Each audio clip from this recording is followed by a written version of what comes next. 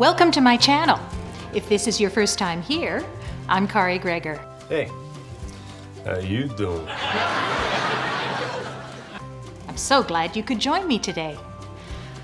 I am making Whole-Food Plant-based Canned, yes, jar-preserved mayonnaise. It's egg-free, soy-free, nut-free, and oil-free. Let's get into it. I'm going to be jar preserving this recipe, so we have to check the jars out. I'm doing double the recipe that's in the printable link in the description below, so I need 5 of these pint jars. I'm checking to see if there's any cracks, any chips, anything. Just run your finger around the rim because that's the really important part where the seal is going to be. Make sure that there's nothing wrong with the jars, there's no imperfections. Put them into your canner, put the rack down, and then we're going to fill this with water in a minute.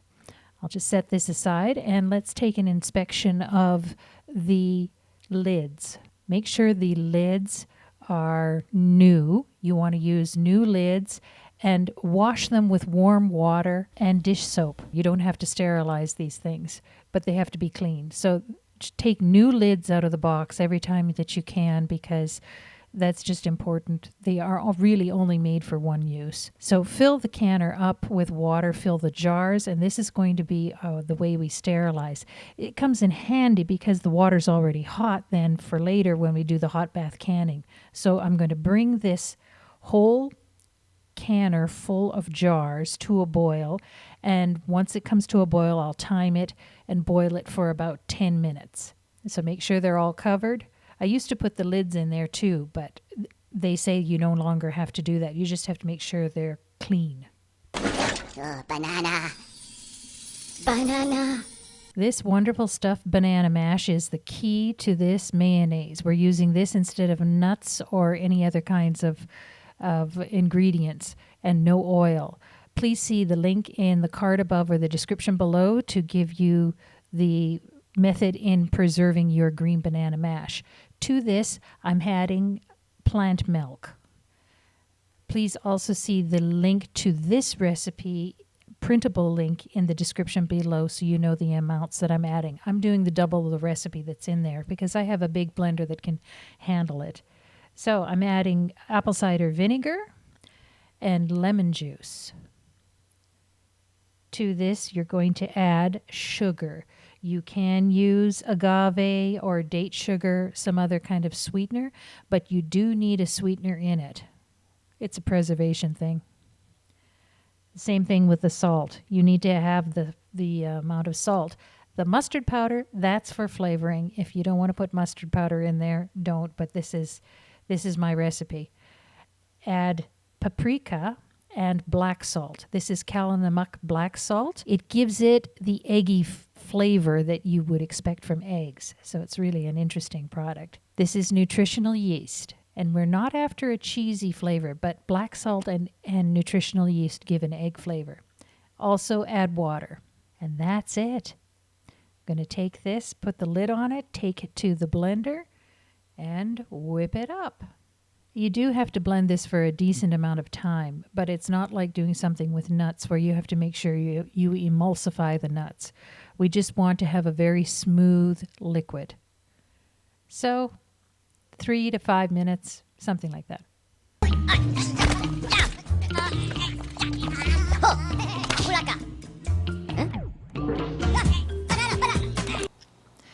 When you make it yourself, you have total control over the fat, salt, and sugar.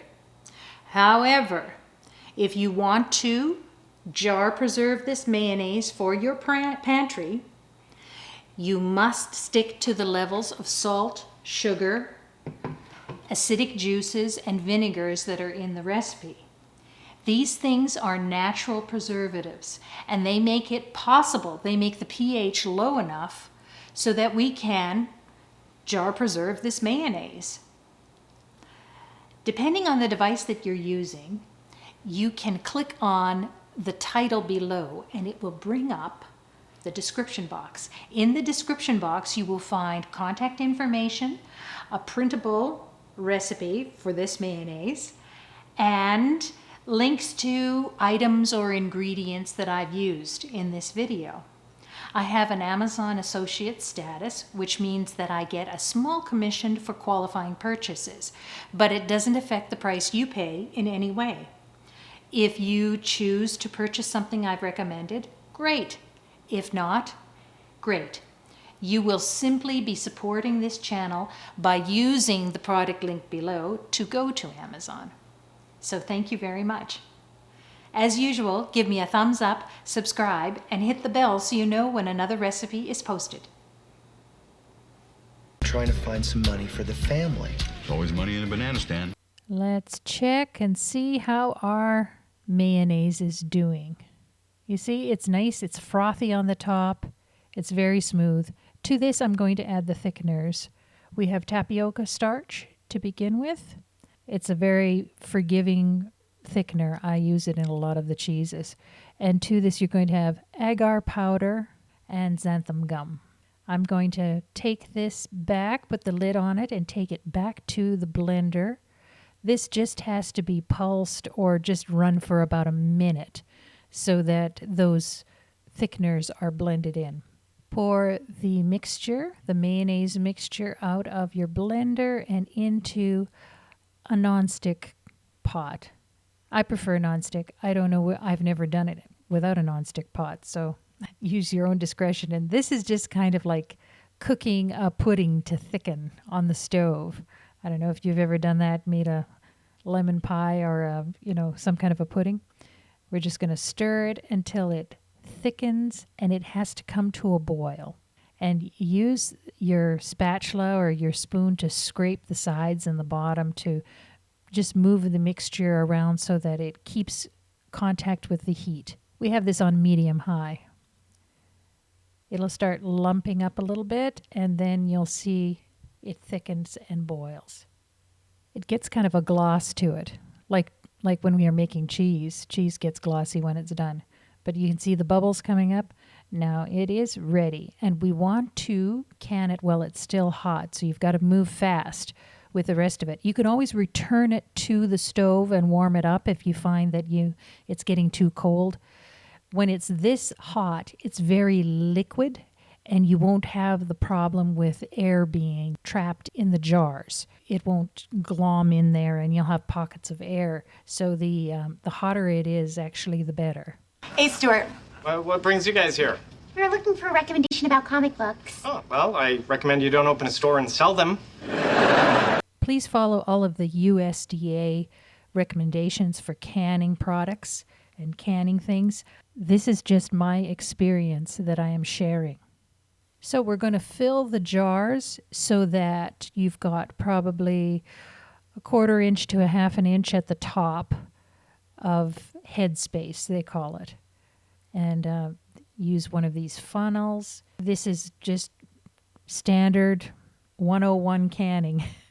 If you've ever canned anything, you know how to use one of these jar funnels. I use it for so many other things too, because it just is so easy to put leftovers or whatever in a jar without messing up all the sides. Now, I've got this tool, and it has a blade on the end of it. Instead of using a metal knife, I'm going to use this. It's a plastic knife. It's not going to chip my glass in there or have any problems. I'm just kind of running this plastic knife around the sides to dislodge any trapped bubbles. Just as we were saying, we want to have no trapped air in there. Dip a piece of paper towel in white vinegar. White vinegar is a fantastic tool for disinfecting. And I'm going to run that over the rim to clean up any drips, but it also is sterilizing my rim. The whole point of doing this is to make sure that we don't have any rogue bacteria in the jar, because that's going to make the thing spoil. I'm taking a little measurement here and saying, yes, we've got about 1/2 inch of head space. That's what we want.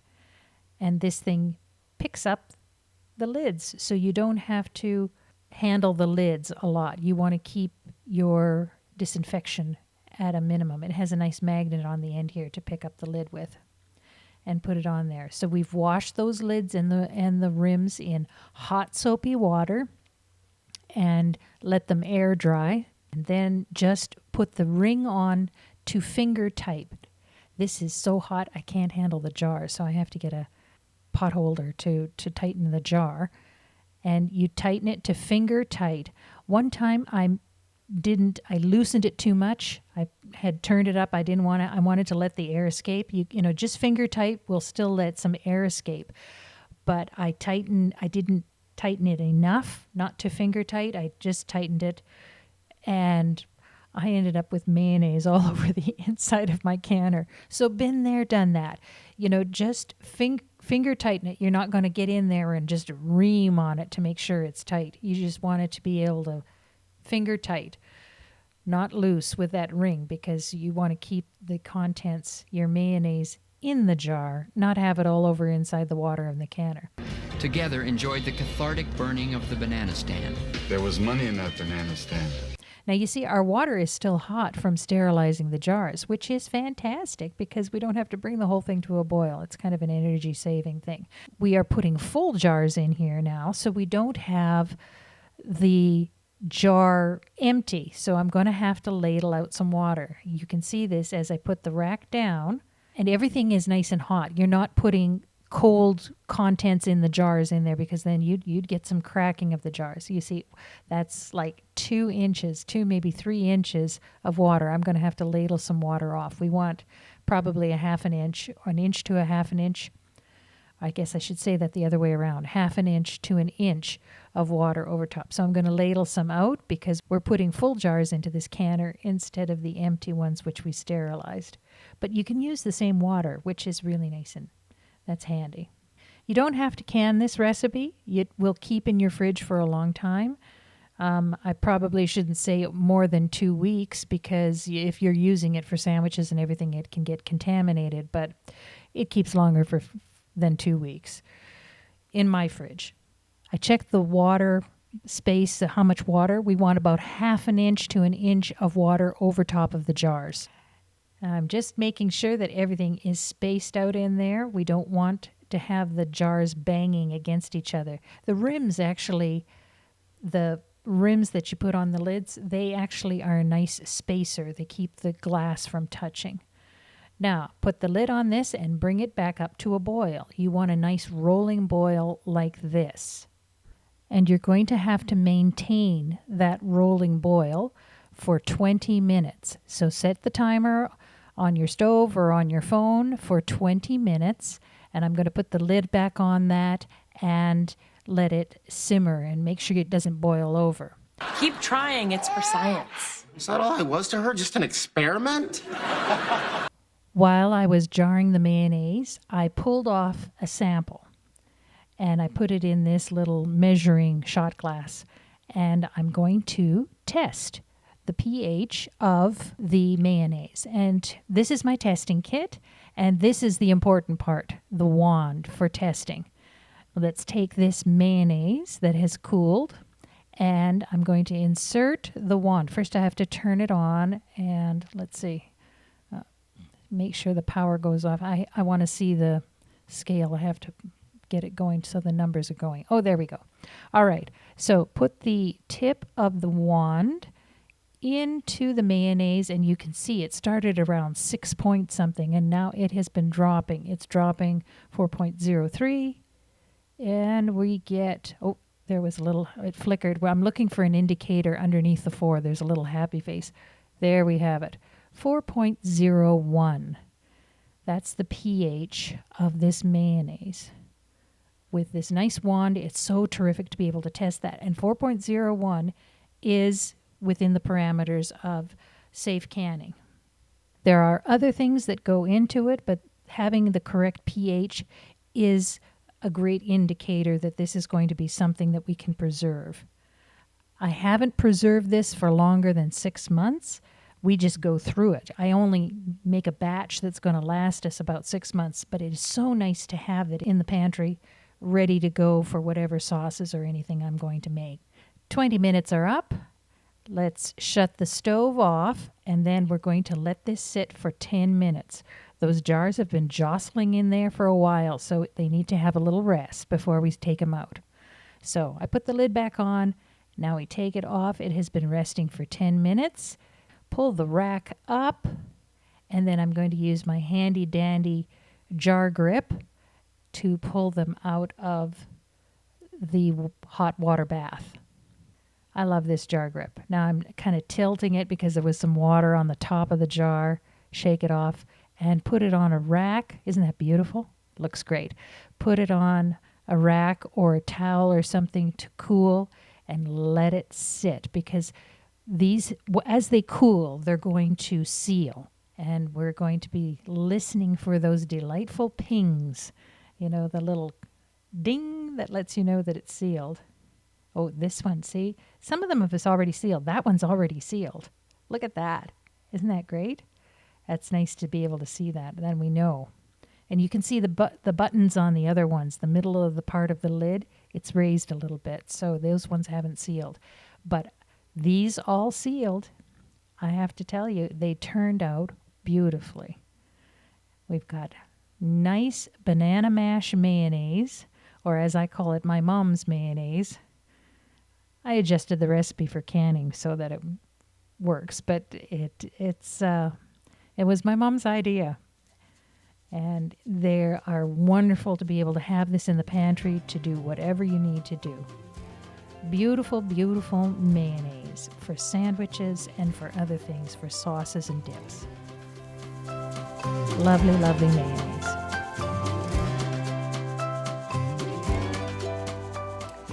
Plant-based mayonnaise made from banana mash mayo. Soy-free, nut-free, oil-free.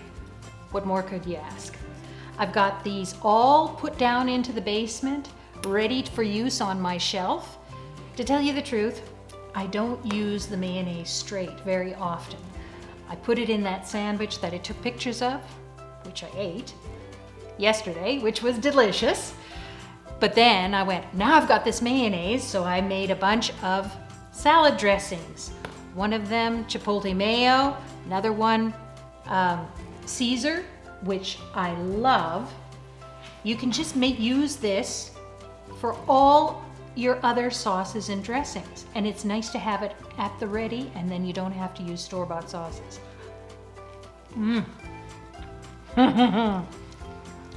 That is so good. That the kelp bits that we put in there. If you found this video useful, give me a thumbs up below, subscribe, and comment. Let me know if you try making this banana mash mayo and what you think of it. So while you're down there leaving a comment, hit the notification bell so you will know when we post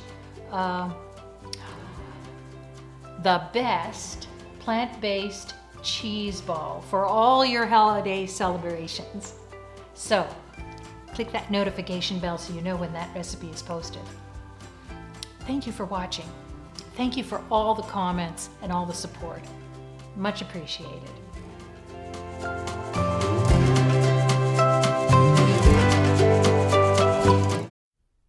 Ba ba ba ba ba na na ba ba ba